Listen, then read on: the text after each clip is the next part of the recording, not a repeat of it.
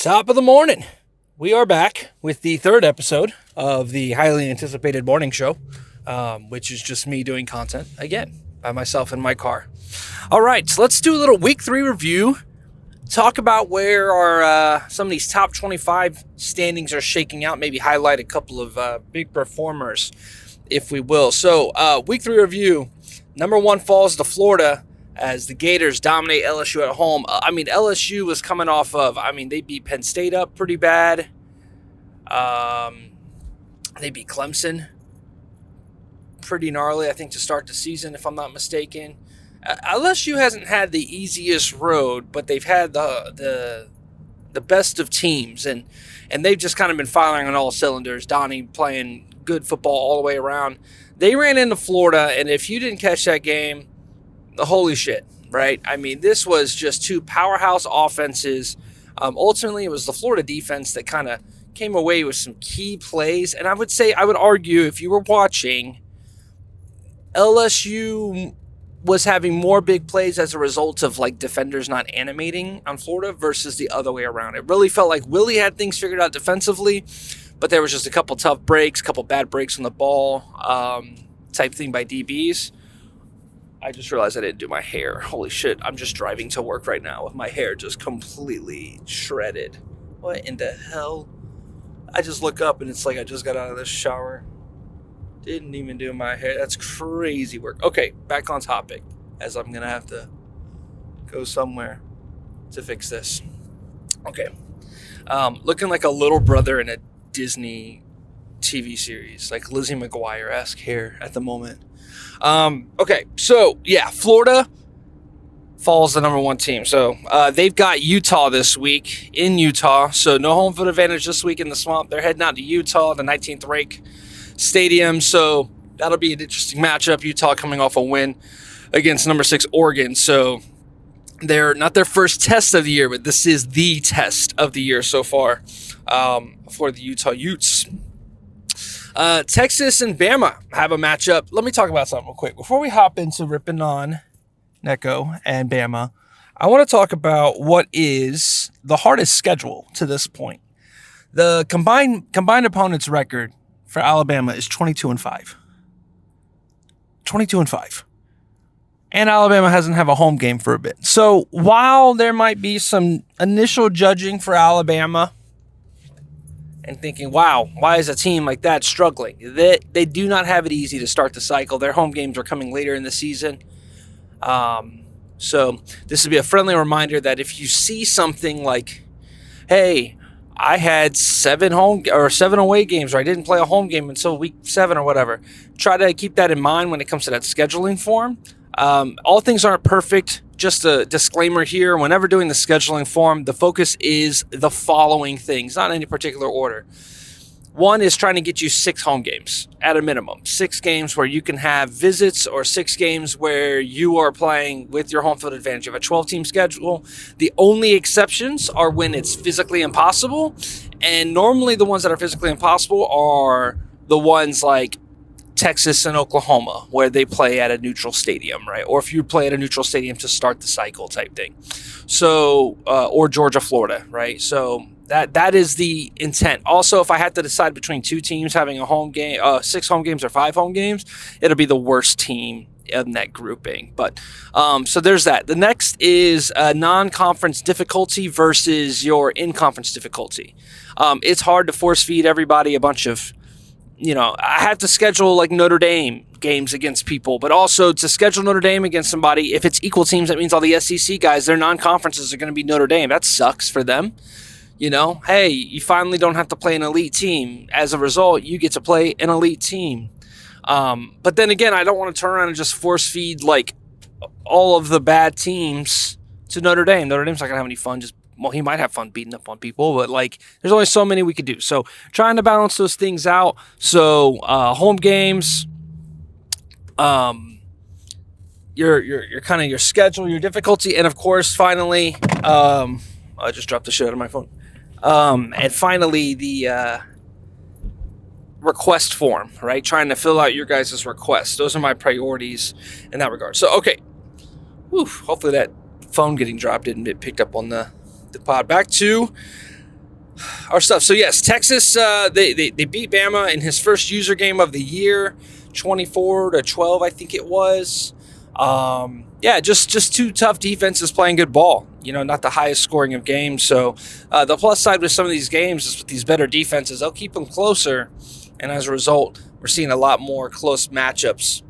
A late interception saves UNC from a comeback from Pitt. This was a game where UNC went up 14-0, and I was kind of starting to think, oh man, Ricky's been playing too much Destiny. He's not ready for this. But fate would have it that he, that's a pun, fate, Destiny. Fate would have it that he would come back, tie this game up, and there was a late, scenario. It was 31-28. Gets the ball back. It's got about a minute and some change to get downfield.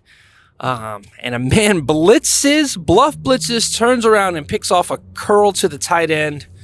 Ricky in shambles. Pitt already have a tough CPU loss to Duke to turn around and lose to UNC in that way. A must-have-it game in conference. So Pitt scrambling a bit earlier. I think Ricky just needs some time in the game. He really is giving load up and play my league game and haven't played any other games. So once he gets a little bit more comfortable, Hail to Pitt will be back on, but for now, off the menu. All right, let's see I wanted to talk about some of the top performers that we're seeing across the league. I don't have all of this. I really don't have any stats at all, but I just wanted to highlight some of the top performers and things that I saw. First off, the two top touchdown-interception ratio quarterbacks on the year. Only one of them, DJ Lagway. DJ Lagway is throwing not touchdown interception ratio. DJ Lagway is throwing a touchdown on 20% of his throws, which I feel is disgusting. The second highest, I think, is the UNC quarterback, Gio Lopez, but it could be Bryce Baker. But UNC having efficiency with the young freshman quarterbacks, but right now DJ Lagway seems to be the complete class of the field at the quarterback position.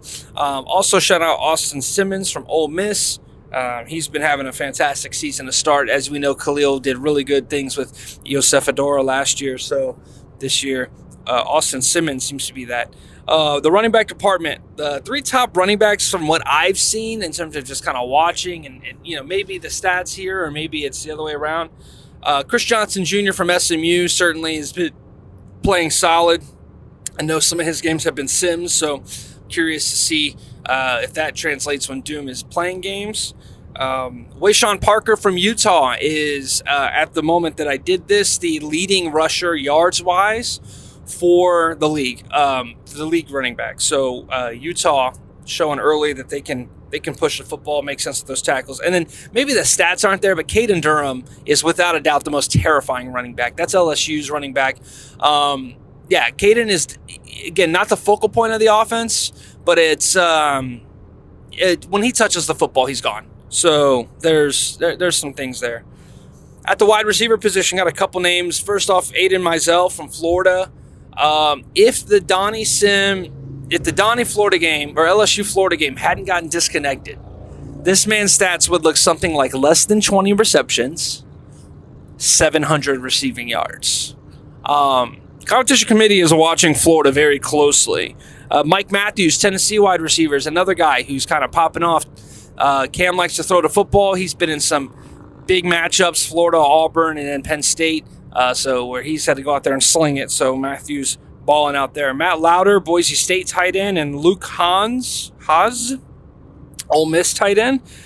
These guys are dominating, specifically Matt Lauder from Boise State, looking early like the best tight end in the league. There's quite a few guys, Oscar Delp, Khalil Dinkins from Penn State, that are, really solid. There's some really good tight ends out there, but so far, Lauder, class of the field, put up 170 yards the other day. So, yeah, watch out for Boise Blue and their tight ends.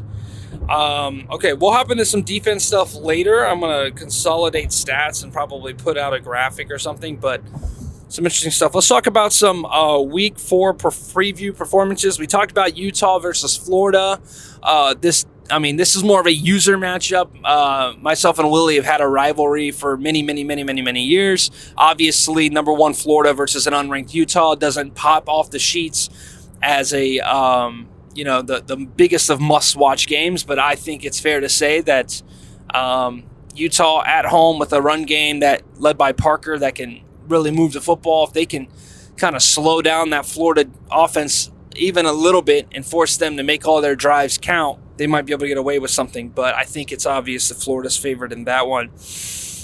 ACC matchup, FSU versus SMU, kind of some get-right stuff for both of these guys. Not necessarily in bad places, but not starting the season where they maybe would have hoped.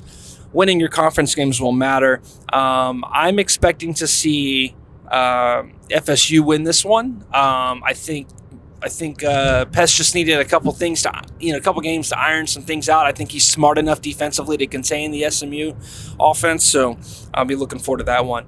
Ole Miss versus TAMU happened this morning at 6 a.m., and it made me disable the ability to tag college football users, you fuckers. It looks like Ole Miss won that game. A&M has had an up-and-down season. They lost a close one to Oregon. Actually, Ole Miss lost a close one to Penn State. So both these guys lost early games and then bounced back. Ole Miss had a big win against Texas Tech. And then likewise, A&M, sorry, I call them TAMU, but A&M beat Indiana. Now, first of all, I want to point this out. Coach Haddock has got some skill. Coach Haddock with Indiana, do not sleep on him as a new user. We put him in the has room to grow.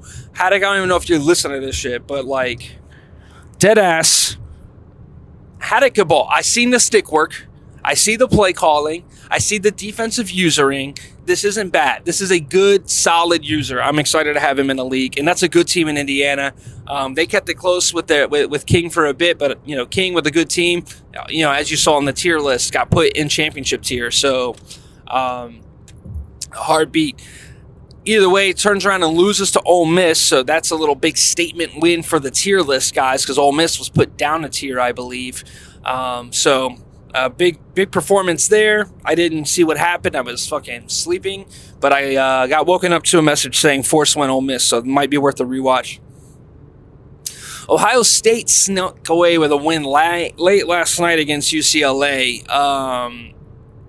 Kind of choking things away, really, with an elite team. I think really what needs to happen with Ohio State is he needs to quit thinking that he's Cincinnati and realize that he's Ohio State. There was a couple scenarios where he's just kind of taking Jeremiah Smith and just putting him in bad situations, like not routes that you would throw. And it's like, hey, if you are going to have to throw a ball late in a route, at least let it be number 4. So a late pick gave UCLA an opportunity to go down and try to win it or maybe tie it. They missed the field goal to tie it, and as a result, Ohio State remains unbeaten. But they've got OU this week. Joey, this is a good offense. They like to throw the football. I think it's a better stylistic matchup for Ohio State. If you got a team that wants to throw the football, he feels like a better pass defender than maybe he is against the run. That's just historically in our game. So I'm expecting Ohio State to kind of play a little bit better and get, kind of figure out what's going on the playbook and play calling side on offense. A couple missed throws by their quarterback certainly did not help scenarios, but that's literally the game that we play. So was there any more matchups or things I wanted to highlight? Oh, yeah, the last. We're going to talk about the top 5 real quick.